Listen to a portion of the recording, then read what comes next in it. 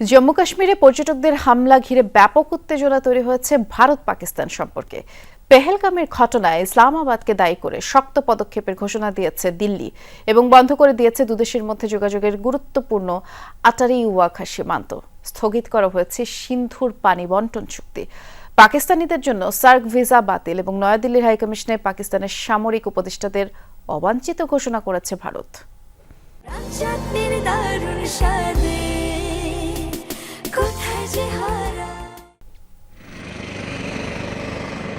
কাশ্মীরের সন্ত্রাসী হামলা কাঁপিয়ে দিয়েছে গোটা ভারতকে।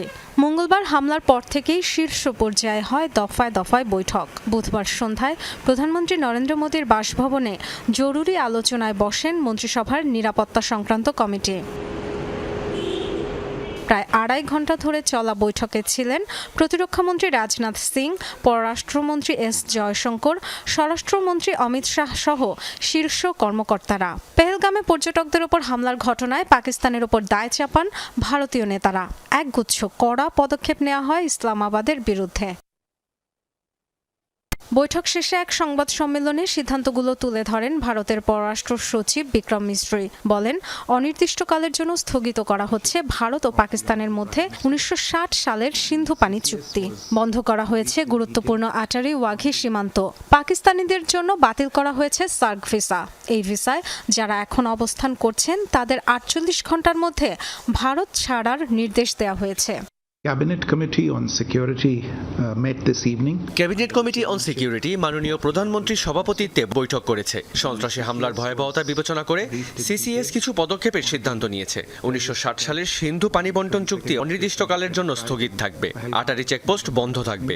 সার্ক ভিসার আওতায় পাকিস্তানি নাগরিকরা ভারতে প্রবেশ করতে পারবে না। এছাড়া নয়াদিল্লির হাইকমিশনে অবাঞ্ছিত ঘোষণা করা হয়েছে পাকিস্তানের সামরিক উপদেষ্টাদের।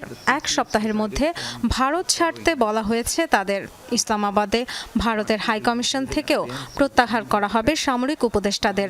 ভারত পাকিস্তান দুই দেশেরই দূতাবাসের কর্মী সংখ্যা 55 থেকে নামিয়ে আনা হবে 30 জনে।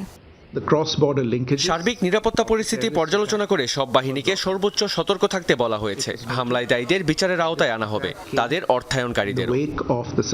মোদির নেতৃত্বাধীন বৈঠকে পেহেলগামে হামলাকারীদের পাশাপাশি এর পেছনের হোতাদেরও খুঁজে বের করে ব্যবস্থা নেওয়ার হুঁশিয়ারি দিয়েছেন ভারতীয় মন্ত্রীরা। Dorothy Tasrin, Jamuna news.